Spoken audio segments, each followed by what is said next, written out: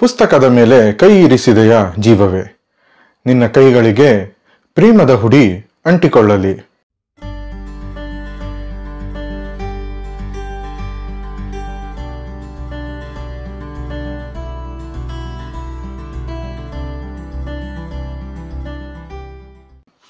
ನಮಸ್ಕಾರ, 64 ಚಾನೆಲ್ಗೆ ಸ್ವಾಗತ.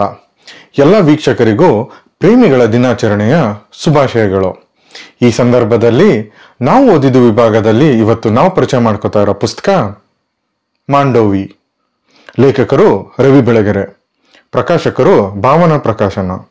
ಪುಟಗಳು 208, ಬೆಲೆ 150 ರೂಪಾಯಿಗಳು. Genre romance.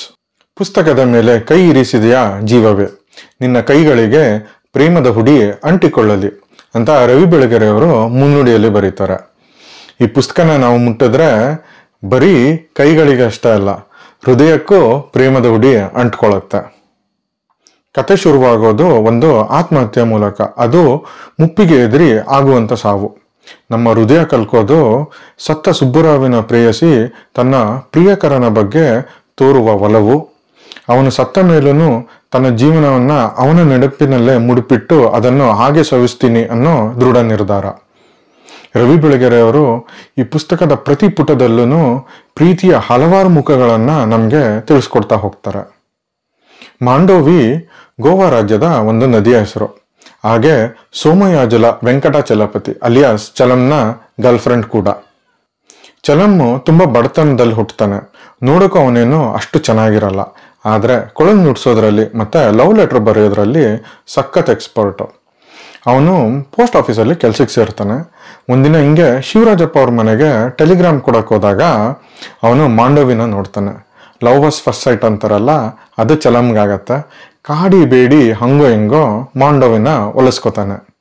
ಆದ್ರೆ 3 ವರ್ಷದ ನಂತರ ಮಾಂಡೋವಿ ತನ್ನ ಅಹಂಕಾರದಿಂದ ಚಲಂನ ದೂರ ಮಾಡ್ಕೋತಾಳೆ. ಚಲಂಗಿಂತ ಹ್ಯಾಂಡ್ಸಮ್ ಆಗಿರೋ, ಶ್ರೀಮಂತ ಆಗಿರೋ ಡಾಕ್ಟರ್ ಚನ್ನಬಸವೇಗೌಡನ್ನ ಮದ್ವೆ ಆಗ್ತಾಳೆ. ಮಾಂಡೋವಿನೇ ನನ್ನ ಫಸ್ಟ್ ಲವ್ ಲಾಸ್ಟ್ ಲವ್ ಅಂತ ತಿಳಿದಿದ್ದ ಚಲಂಗೆ ಇದರಿಂದ ಆಗತ್ತೆ. ಅವನು ಸಾಯಕಂತ ಹೋದಾಗ ಅವನ ಲೈಫಿಗೆ ಇನ್ನೊಂದು ಟ್ವಿಸ್ಟ್ ಸಿಗತ್ತೆ. ಮಾಂಡೋವಿ ನನ್ನ ಲೈಫಿಗೆ ಹೆಂಗೆ ಬರಲಿ, ಯಾವ ಸ್ಟೇಜಲ್ಲೇ ಬರಲಿ, ಅವಳನ್ನ ನಾನು ವಾಪಸ್ ಅಕ್ಸೆಪ್ಟ್ ಮಾಡ್ಕೋತೀನಿ ಅಂತ ಹಠ ತೊಡ್ತಾನೆ.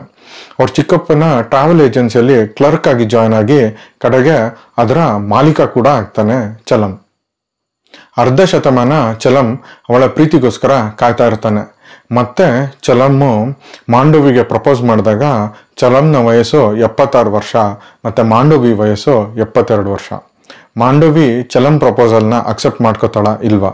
ಪುಸ್ತಕನ ಓದಿ ತಿಳ್ಕೊಳ್ಳಿ. ಈ ಪುಸ್ತಕದಿಂದ ಒಂದು ಸಣ್ಣ ಪ್ಯಾರಾಗ್ರಾಫ್ ನಿಮ್ಗೋಸ್ಕರ. ಅದಕ್ಕೂ ಮುಂಚೆ ನೀವಿನ್ನ ನಮ್ಮ ಚಾನಲ್ಗೆ ಸಬ್ಸ್ಕ್ರೈಬ್ ಆಗಿಲ್ಲ ಅಂದ್ರೆ ದಯವಿಟ್ಟು ಈಗಲೇ ಸಬ್ಸ್ಕ್ರೈಬ್ ಆಗಿ. ಅವನ ನಿರ್ಧಾರವು ಪ್ರೇಮದಷ್ಟೇ ಕಠೋರವಾಗಿತ್ತು.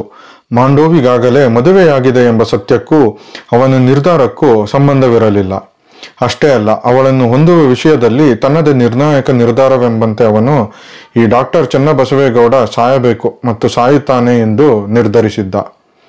ಆತ ಹೇಗೆ ಮತ್ತು ಎಲ್ಲಿ ಸಾಯುತ್ತಾನೆಂಬುದು ಚಲಪತಿಗೆ ಆ ಕ್ಷಣದಲ್ಲಿ ಗೊತ್ತಿರಲಿಲ್ಲವಾದರೂ ಅಂಥವುದೊಂದು ಅಸಾಧ್ಯವಾದ ಘಟನೆ ಘಟಿಸುವ ತನಕ ತಾನು ತಾಳ್ಮೆಯಿಂದ ನೆಮ್ಮದಿಯಿಂದ ಯಾವುದೇ ಪಥಕ್ಕೆ ಕೈ ಹಾಕದೆ ಕಾಯಲೇಬೇಕೆಂದು ಖಚಿತಪಡಿಸಿಕೊಂಡ.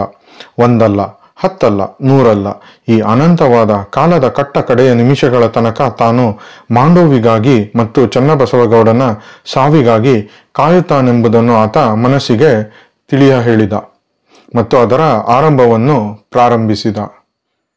ಪ್ರೀತಿ ಅಂದ್ರೆ ಯೌವನದಲ್ಲಿ ಮೂಡೋ ಒಂದು ಭಾವನೆ ಅಥವಾ ಮುಪ್ಪಾದ ಹೃದಯಗಳಲ್ಲಿ ಹುಟ್ಟುವ ಒಂದು ಅವ್ಯಕ್ತ ಭಾವವೇ. ಒಬ್ಬರ ತೆಕ್ಕೆಯಲ್ಲಿ ಇನ್ನೊಬ್ಬರು ಜೀವಮಾನವನ್ನು ಕಳೆಯುವುದೇ ಅಥವಾ ಇನ್ನೊಬ್ಬರ ಬರುವಿಕೆಗಾಗಿ ಇಡೀ ಜೀವಮಾನವನ್ನು ಕಾಯುತ್ತಾ ಸವೆಸುವುದೇ? ಜೊತೆಯಲ್ಲಿಲ್ಲದಿದ್ದರೂ ನಾನಿದ್ದೇನೆಂಬ ಸಾರ್ಥಕ ಭಾವವೇ ಅಥವಾ ಮುಂದೊಂದು ದಿನ ನಾವಿಬ್ಬರು ಒಂದಾಗಬಹುದು ಎಂಬ ಭರವಸೆಯ ಬೆಳಕೆ? ಏನೇ ಇರಲಿ, ಈ ಪ್ರೀತಿ ಸುಂದರ, ಅದಿಲ್ಲದಿದ್ದರೆ ಬದುಕು ನಿರರ್ಥಕ ಅಂತ ಈ ಪುಸ್ತಕದ ಪ್ರತಿ ಪುಟವೂ ಸಾರಿ ಹೇಳುತ್ತೆ.